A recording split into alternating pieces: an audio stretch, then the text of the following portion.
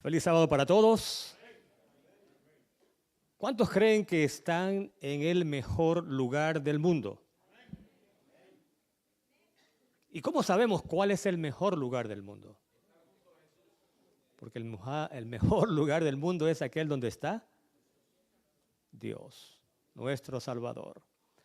Así que bienvenidos al mejor lugar del mundo. Los felicito por haber tomado la mejor decisión y es estar exactamente donde Dios quiere que estemos, en su santo templo, en su día santo. Quiero comenzar con una o dos preguntas, aparte de las que ya he hecho. Simplemente responde a cada una diciendo verdadero o falso. La primera pregunta: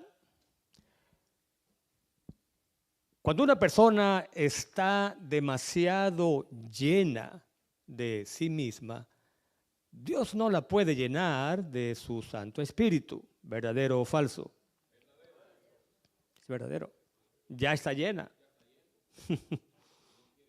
No necesita, o peor aún, cree que no necesita más. O no hay suficiente espacio. La segunda, bueno, ya esta se deriva del anterior. Cuando vacías tu corazón de tu ego o tu superego, entonces Dios puede usarte como un instrumento de su gracia. ¿Verdadero o falso? Verdadero 100%. Y la siguiente es una que, bueno, depende de una opinión personal. La tomo de un autor del cual narraré una historia que contaré a continuación. Pero la siguiente dice, me gustó tanto cuando la leí que quise escribirla por separado. Dice: desinflar egos. Imaginen un ego muy abultado y llega alguien con una aguja. Bueno, desinflar egos es tan importante para Dios que Él se ofrece para ayudar. Está bueno eso, ¿no? Vamos a repetirla. Desinflar egos, imagínense con una agujita. ¡Pah! Desinflar egos es tan importante para Dios que Él ofrece su ayuda. ¿Verdadero o falso? Bueno, la historia de hoy con la cual quiero comenzar la cuenta un autor llamado Max Lucado, lo he mencionado en otra oportunidad. El libro de la cual la tomo, en inglés dice Cure, como cura, for the common life, como remedio, cura para la vida ordinaria, para la vida común. Así dice el título. Y es la historia en la que él mismo es el protagonista. Porque él dice que se encontraba en una ocasión en una gira de 3 días firmando autógrafos de uno de sus libros más recientes. Bueno, él tiene creo que varias docenas de libros. No dice cuál era el libro, pero 3 días firmando libros. Pero llegó un momento en que, bueno, las filas eran tan largas, gente haciendo fila y esperando su turno para que Max Lucado firmara con su autógrafo, el libro de esa persona. Bueno, se sintió tan bien él, que comenzó como a darse, ¿cómo se llama esto? Ínfulas, sintiéndose muy bien consigo mismo. Casi que pensando que, bueno, Dios debe estar muy contento con que yo sea parte de su equipo. Y entonces, bueno, de un lugar a otro, los mismos resultados.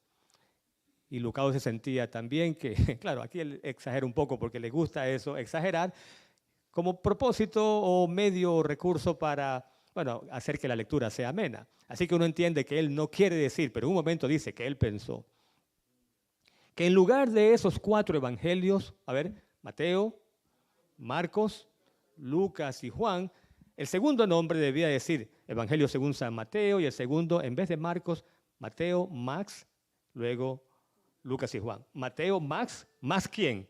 Max Lucado. Dice, debería estar mi nombre en uno de esos evangelios. O sea, hasta ese nivel estaba llegando cada vez más alto. Y entonces dice, bueno, desinflar egos es una de las especialidades de Dios. Cuando tú te subes muy alto, Él encontrará alguna manera, ¿para qué? para que caigas. Y cuando caes, si estás muy alto, bueno, cuanto más alto estás, mayor la altura, más duro es el golpe. El caso es que, ¿qué pasó, Sammy? Gracias. Yo vi que Sammy trajo, aquí está. Sí, la botellita. Un poquito lejos, pero no importa, yo me puedo mover. El caso es que ya hacia el final de la gira, dice él que había tanta gente en el lugar anterior que se les hizo tarde. Entonces, preocupado, hizo que se llamara al siguiente lugar, que era el último de la gira. Entonces, hablaron con el manager, el gerente de la librería, y entonces el mismo Lucado le dijo era una señora, a la gerente, óigame, vamos tarde. Había mucha gente en el lugar anterior. ¿Usted podría decirle a toda esa gente que por favor esperen, que ya vamos en camino? Entonces la señora, la gerente, le dijo, no se preocupe, ninguno de ellos dos se va a preocupar. Dice, momentito, ¿ninguno de los dos? ¿Cuántas personas hay allí? Dos. No puede ser. Dos personas esperan. Sí, son dos. Tómelo con calma, hay solo dos. Entonces, bueno, se preocupó, ¿qué habrá pasado aquí? ¿Será falta de publicidad? ¿Será que un error que ocurrió? Bueno, llegó al lugar.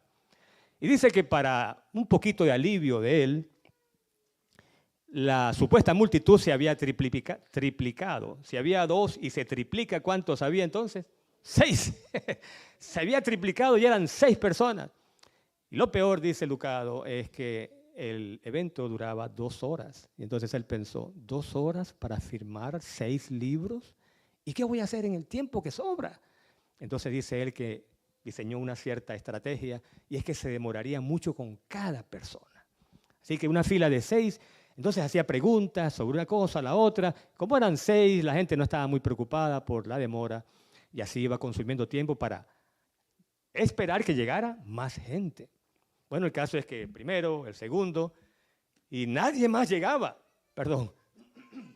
Así que cuando llegó el número 6 y vio que no había nadie más, entonces empezó a hablar con esa persona, disimulando, no firmaba, era dándole conversación. Y dice, le hice tantas preguntas a esa señora que quizás lo único que me faltó preguntarle fue su número del seguro social, dando tiempo para que llegaran más personas. Pero al final la señora dijo, mire, tengo que irme. Como que se dio cuenta de la táctica, tengo que irme. Así que firmó el libro y ahora Lucado dice que se quedó allí. ¿Y ahora qué hago?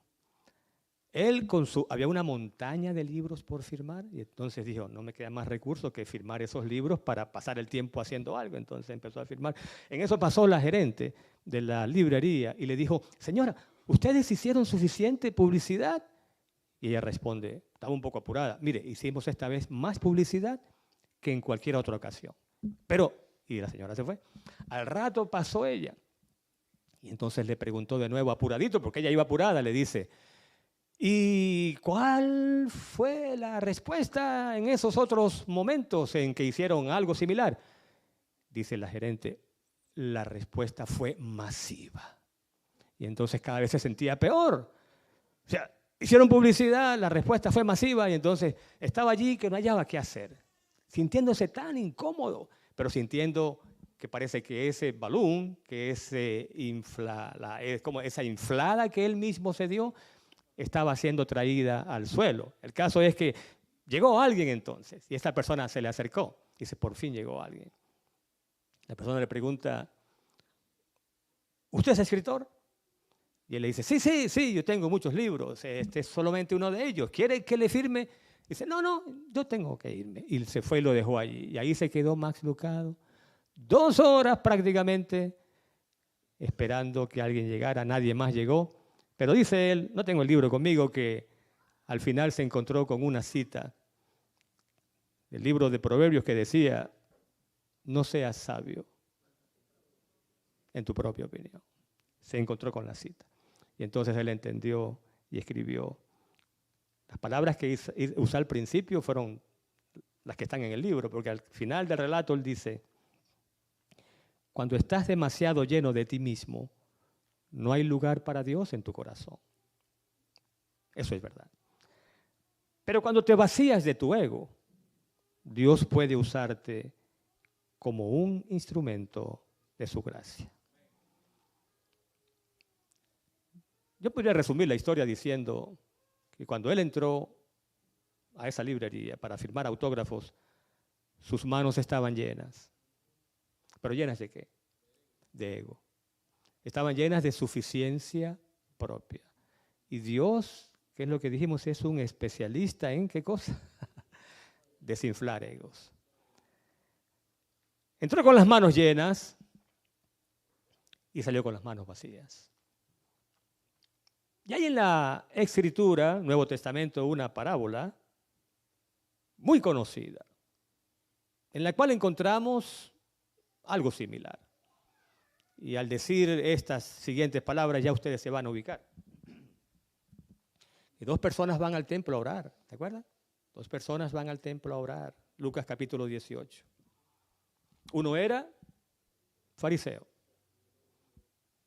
y el otro era un publicano. Fariseo o decir fariseo significa o es equivalente a decir que estamos hablando de un personaje en la Palestina del siglo I. Miren, los fariseos eran lo máximo. Era la secta, por así llamarla, más notoria, más conocida, la de mayores miembros. Y de hecho ellos se consideraban tan pero tan superiores al resto de la gente que la misma palabra fariseísmo significa separación. Así que los fariseos eran los separados. Es decir, ellos de manera voluntaria e intencional se separaban del resto porque no podían mezclarse con el resto. Se consideraban superiores. Ellos estaban en el siguiente nivel y tú nunca podías llegar a ese nivel. Pero el publicano, a ver, la palabra publicano se usa en la Escritura, en las versiones más antiguas, en las modernas se usa un término sinónimo, que es ¿cuál? Los publicanos eran los recaudadores de impuestos.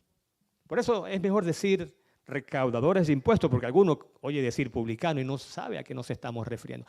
Pero los cobradores de impuestos, en la escala social, oye bien, en la escala social de la Palestina del siglo I, ocupaban prácticamente la base. La base. Estaban en el fondo. ¿Por qué razón? Bueno, en primer lugar, cobraban impuestos ¿para quién? Para Roma. Y Roma era el poder que estaba subyugando al pueblo judío. Ellos eran siervos. Judea era una provincia de Roma. Así que los recaudadores de impuestos cobraban impuestos para Roma, pero en el proceso ellos mismos se aprovechaban ¿de qué? De embolsillarse una buena porción, una buena taja. Y la gente los odiaba, porque por lo general se enriquecían a expensas de los más débiles y los más pobres. Así que eran odiados.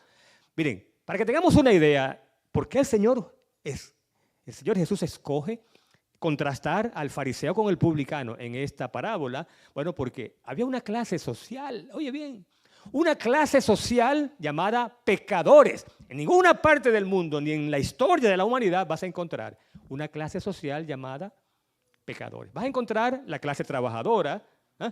La clase, ¿qué más? La clase pudiente, etcétera, clase media, pero la clase de pecadores en ninguna parte, y sin embargo existía esa clase. ¿Quiénes integraban esa clase de los pecadores? Esa clase social. Dice un autor, él se llama Albert Nolan.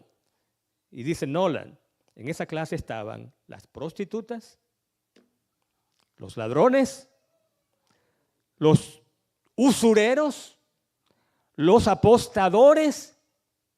Curiosamente, cosa que no se entiende así a simple vista, también los pastores de ovejas, que eran despreciados. Así que la clase de los pecadores incluía lo peor. Y el Señor Jesús, Lucas, ¿qué dije? Capítulo 18, dice que 2 hombres suben al templo a orar. ¿Qué dice el fariseo? Bueno, esto hay que leerlo. 18 a partir del versículo 11. El fariseo oraba de pie. Consigo mismo, esa expresión tenla en cuenta. Aparentemente no está orando a Dios. Él está hablando, se está autofelicitando.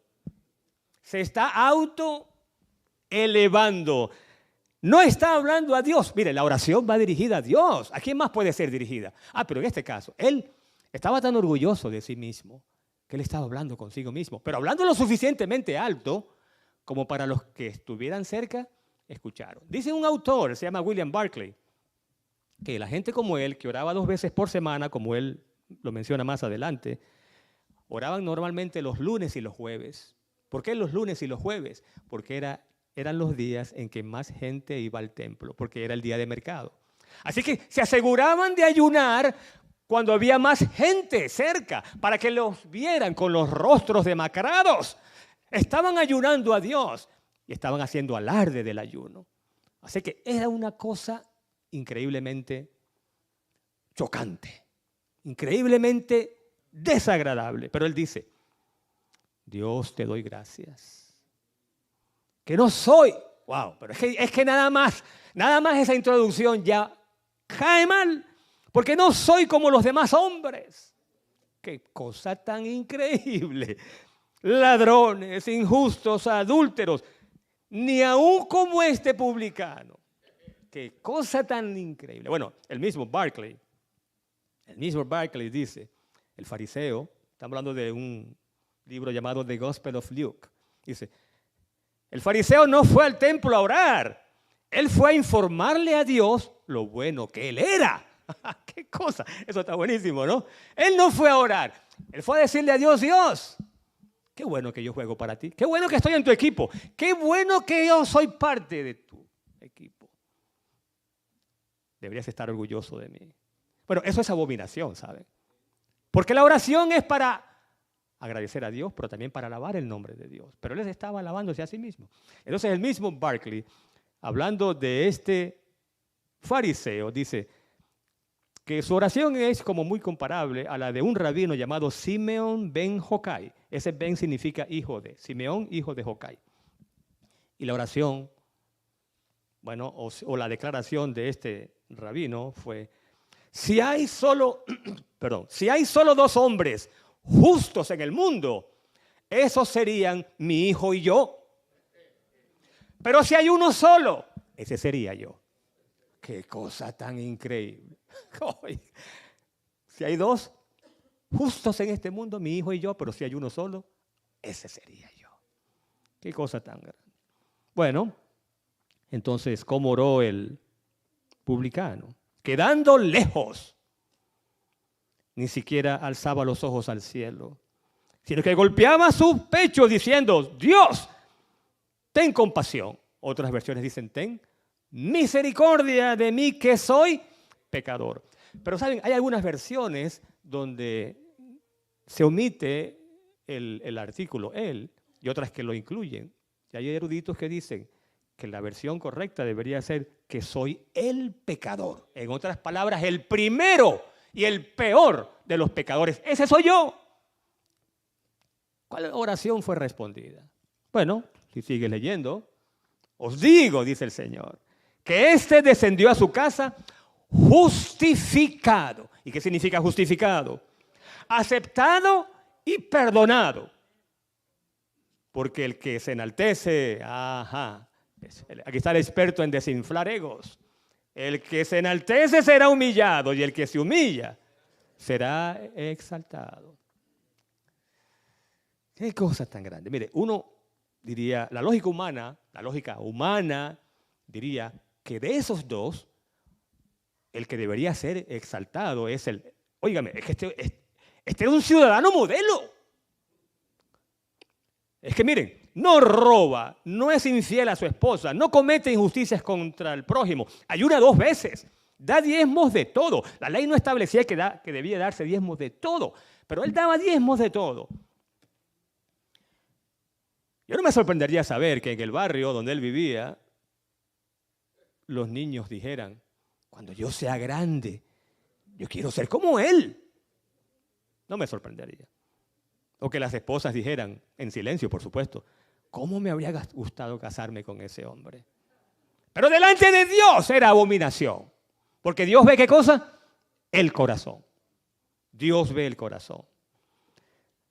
2 lecciones que derivamos rápidamente. La primera, algunas veces dividimos la humanidad entre buenos y malos, entre justos y pecadores. Pero Dios, amigo y amiga, Dios no divide así a la humanidad. Porque delante de Dios todos somos pecadores. Todos somos pecadores. La diferencia para Dios es que hay una clase de pecador que no admite que lo es. No necesitan de médicos porque creen que están sanos. Bueno, ese es el caso del publicano.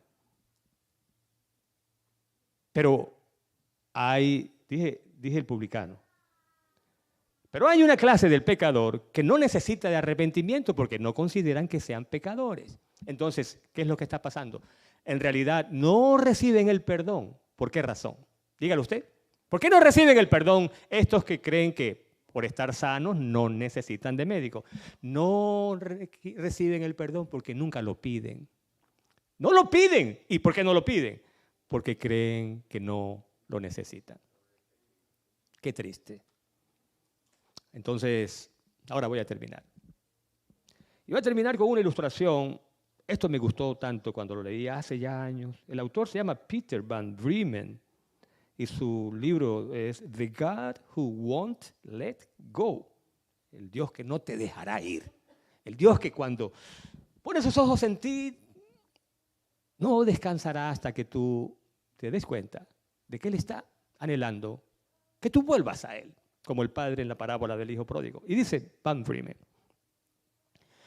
que orar es algo así, como hablar con Dios, no solamente con el corazón abierto, de par en par, para que Él vea todo lo que hay en tu vida, sino con las manos abiertas. Y dice él que a Él le gusta mucho la imagen de las manos abiertas al orar. No que vamos a orar con las manos abiertas, sino que es una imagen de que orar es como hablar con Dios con las manos abiertas. Porque dice, las manos abiertas es como tu vida abierta delante de Dios. De hecho, hay una expresión en inglés que han escuchado ustedes cuando alguien dice, my hands are full. ¿Qué quiere decir? Mis manos están llenas. ¿Qué quiere decir? Tengo muchas cosas que hacer. Hay muchas cosas que estoy manejando. Mis manos están llenas, no puedo ayudarte. Bueno, dice él, con el paso de los años, nuestras manos se van llenando. A ver, ¿llenando de qué? O sea, si las manos abiertas son un símbolo de la vida, bueno, decir que las manos se están llenando es decir que la vida está, ¿qué cosa? Que la vida está llena. O sea, ¿cómo se nos llena la vida? ¿Y de qué cosas? Bueno, se nos llena de posesiones. Si te has mudado recientemente, te has dado cuenta de que acumulaste muchas posesiones. Y uno se da cuenta de ellos cuando se muda, ¿verdad que sí? Se llena de posesiones, a veces más de las que necesitamos. Pero además de las posesiones, las pertenencias, la vida se llena de ¿qué? O sea, las manos se llenan de ¿qué? Las manos se llenan también de preocupaciones. Cuanto más tienes, más te preocupas, por supuesto. Pero preocupaciones en muchos sentidos. La salud, los hijos, la inflación, la inseguridad, tantas cosas, el terrorismo, no quiero viajar por avión. Con el paso de los años, tu vida se va llenando de, ¿qué dije? Posesiones y además preocupaciones. Pero además te vas llenando de otras cosas. Puede ser que estés alimentando un resentimiento por años. Y entonces Dios, cuando tú oras delante de Él con tu corazón abierto, es decir, con toda honestidad, Dios sabe que todo eso está allí. Resentimientos que se convierten a veces en amargura de algo que alguien te hizo hace 30 años y no lo puedes perdonar. Aunque esa persona vive feliz de la vida, ni se acuerda de eso, tú sigues respirando por esa herida abierta. Resentimientos, malos recuerdos, cosas malas que has hecho y entonces está esa culpabilidad. Dios ve todo eso. El punto que Él destaca es este. Cuando tú oras con tu corazón abierto, es decir, con las manos abiertas delante de Dios, Él puede acercarse, oye bien, y decirte, oye, hay mucho allí. Están muy llenas tus manos. ¿Cuál será tu respuesta cuando el Señor diga, hay mucho allí? Tus manos están muy llenas. ¿Qué te está diciendo el Señor? Hay muchas cosas que no necesitas cargar. Hay muchas cosas en tu vida que están de más. Y entonces dice el autor Van Bremen, entonces Él te va a decir, pero con mucho respeto, porque Dios es respetuoso de nuestro libre albedrío. Nunca va a quitarte algo sin tu permiso. Él te va a decir, cuando ve tus manos que están tan llenas, te va a decir, ¿puedo quitar algunas de estas cosas? ¿Y cuál debe ser tu respuesta? Sí, Señor. Sí, Señor. Sí, Señor. Quita todo lo que tú consideres que debes eliminar de mi vida. Todo aquello que te deshonre, quítalo, aunque me duela. Dice, el proceso puede ser doloroso. Pero no mires las manos, porque te va a doler que tú veas que Él te está quitando cosas que tú amas, aunque sabes que no te convienen. No mires tus manos. Trata de imaginar el rostro de Jesús. Qué cosa tan hermosa. Qué cosa tan hermosa. No mires las manos porque sientes, Dios, no, eso no, por favor. Ya me quitaste bastante, también me vas a quitar. Dice Él, Dios no te va a quitar nada que sea para tu bien. Todo lo que Él te quite de tus manos, de tu vida, de tu corazón, será por tu bien, por tu conveniencia. Pero algo más, dice Él, y aquí viene una parte que me gusta más.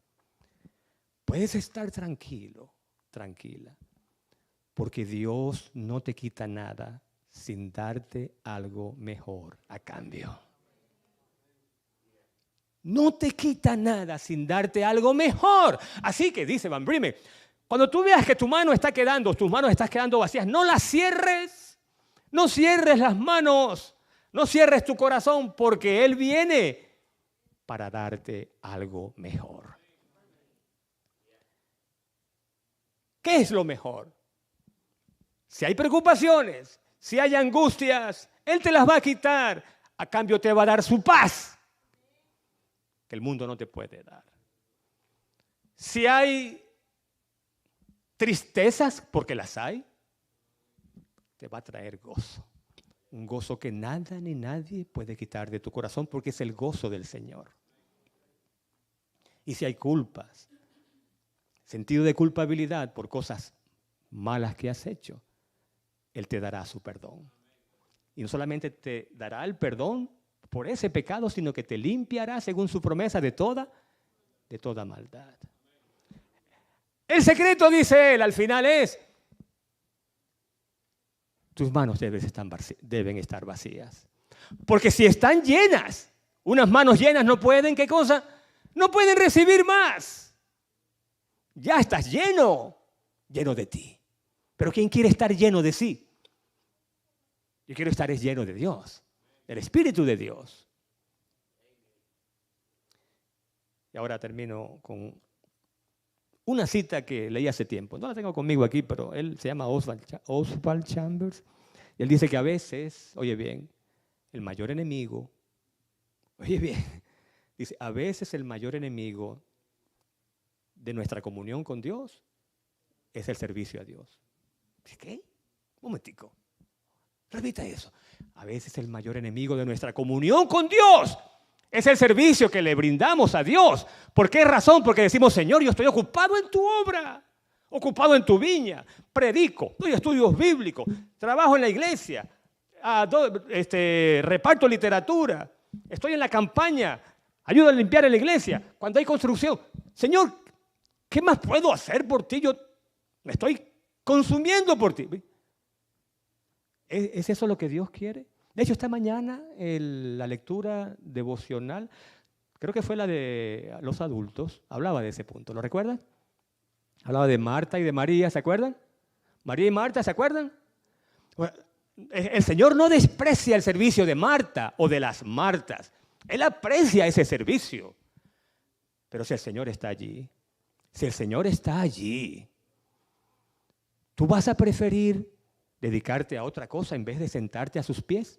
Por eso el Señor dice de María, ¿qué cosa? Ella escogió la mejor parte. No es que no vamos a servir a Dios, es que Él prefiere, más que nuestro servicio, que aprecia mucho estar con nosotros. ¿Verdad que sí? Aprecia estar con nosotros. De hecho, nunca había hecho esto, pero imagínense a dónde hemos llegado, ¿no? Usar el celular. El caso es que hay en mi celular un pensamiento de un autor. Él se llama José Luis Navajo y la obra es Lunes con mi viejo pastor. Escuchen esta belleza. El éxito es un término del mundo de los negocios, porque queremos ser exitosos, pero resulta que exitosos ¿según quién? ¿Según el mundo o según Dios? Bueno, Dios define el éxito de maneras diferentes, como lo hace el mundo. Dice acá, el éxito es un término del mundo de los negocios. La victoria es un término de combate.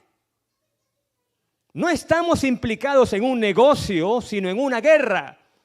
Y Dios ama a sus soldados mucho más que a los resultados. Óigame, qué cosa. No estamos en un mundo de negocios, estamos en un combate, en una guerra, y Dios ama a sus soldados mucho más que a los resultados. ¿Qué nos está diciendo este autor? Dios, cada mañana, por decirlo así, se queda esperando por ti. Si te levantaste con tanta prisa que no hubo tiempo para orar, leer tu Biblia, hacer tus ejercicios devocionales, si te levantaste tan apurado y cada día ocurre eso o algo similar, y es el sábado que recibes un pequeño alimento espiritual, eso no es suficiente. Dios sabe que sin Él o separados de Él, nada podemos hacer. Así que nada ni nadie nos impida apartar tiempo cada día para estar en comunión con nuestro Señor. Y entonces vamos a estar llenos. Sí. ¿Pero llenos de qué? ¿Llenos de quién? Llenos de Dios. Y llegará el punto en nuestra experiencia espiritual que vamos a familiarizarnos tanto con esa voz, con las promesas de Dios, que aunque no circule la Biblia, las palabras de Él estarán ¿dónde? En nuestro corazón. Estarán en nuestro corazón.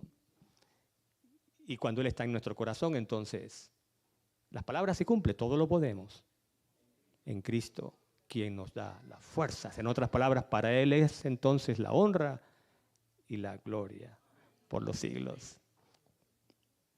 ¿Cuántos en esta mañana quisieran decirle al Señor, Señor, si las manos en cierta forma son un símbolo de mi vida, aquí están mis manos abiertas y mi corazón está abierto para que tú entres, para que lo llenes de acuerdo a tu voluntad y lo llenes de tal forma que mi vida sea simplemente la expresión de tu voluntad.